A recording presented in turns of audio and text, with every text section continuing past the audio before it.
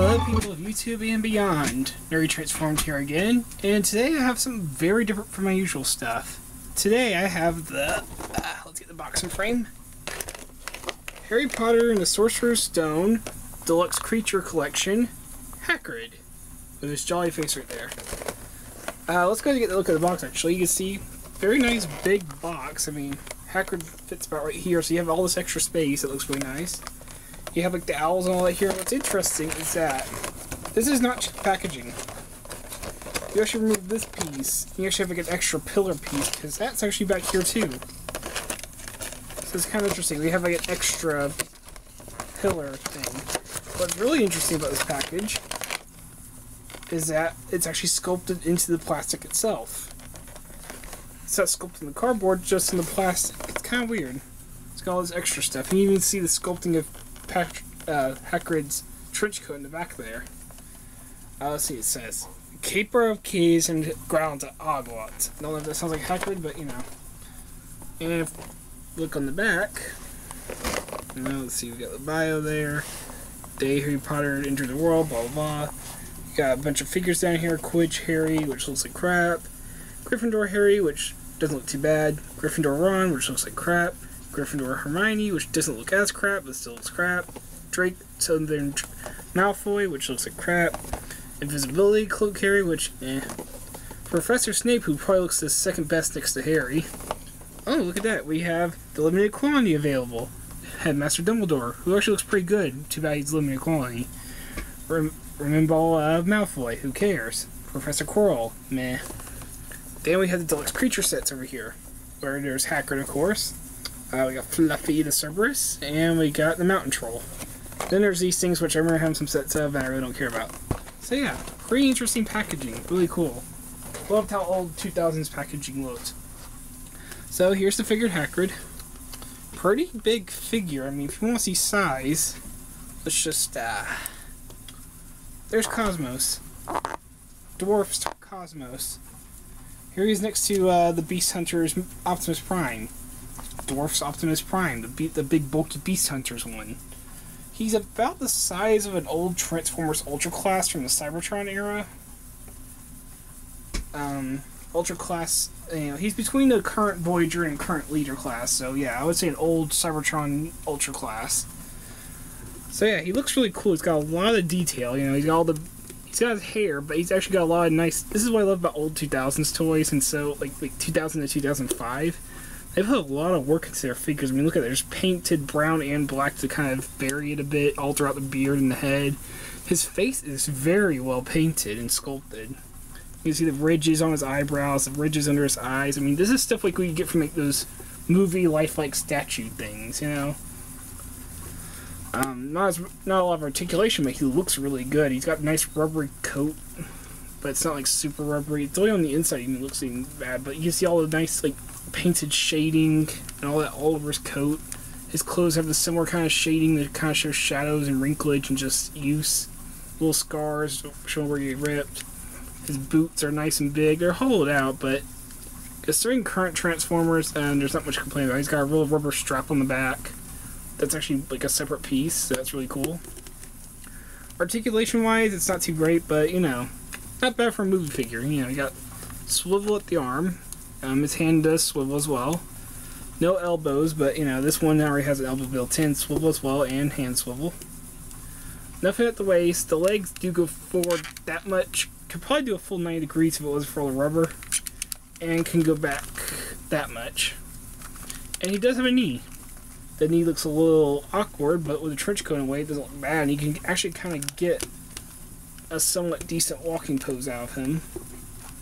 You can get the legs situated just right. And the legs have different variation on how far forward they can go because of how they're different, slightly different spots, but you can get a pretty decent walking pose going out of him, or at least like he's stepping on something, like stupid bugs. So yeah, that's his articulation. That he's got a lot of detail. That's the number one thing for this figure with me, is all the detail. You can see his fingernails sculpted in, slightly painted white to kind of get that look. His palms are actually painted in. All the wrinkles in his palms and stuff are actually all sculpted and painted in. He has a huge amount of detail for like a little movie figure. And I picked this thing up for like $5 from a flea market. in the pack, brand new in the package. So I was amazed at how much detail he has. I don't care about articulation, just all the details really good. It goes really good with my dragon shelf over there. Look at all those dragons. So yeah, look, you got the nice coat. You got all the details. You got his shirt, you got his like overshirt, you got his trench coat. There's no way to remove the trench coat unless you want to rip it off, but you know, it has this weird lining. I guess that's how they probably got on him while it was being manufactured. So yeah, it's all really good. He has 2 accessories. This umbrella here, which of course is also his wand. It doesn't unfold or anything, but once again, very nicely detailed. Little silver tip there, some wooden texturing paint there. Pink with a little bit of white to kind of show how weathered it is. And of course, a little silvery metal tip. And one hand's meant for his other accessory. This hand is meant for his umbrella. So you can get like a shooting things pose, or up in the sky, or you know, you can put it the other way, kind of make it look like he's just simply carrying it, which is what I like to do. There you go. Oh yeah, he also has his pockets kind of molded to look like he has stuff in them, which is also really cool. It's just a lot of detail he put in there. Really had to put in. I was not expecting that from like a cheap movie toy. Maybe this wasn't cheap. Maybe that's why this is the deluxe range.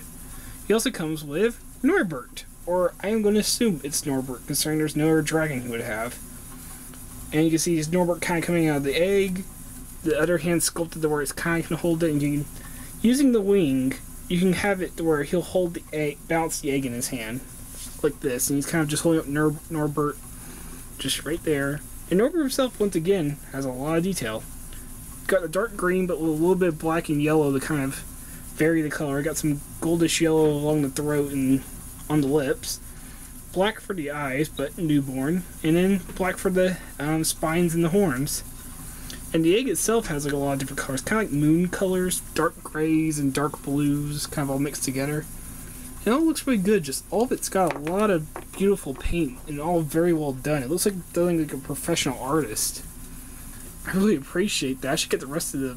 Or at least I should probably try to get that Headmaster Dumbledore and that Snape. Maybe Fluffy. It'd be kind of cool to have Fluffy. I don't care much for that troll, but yeah, I think I would get Fluffy to go with this. That'd be really cool.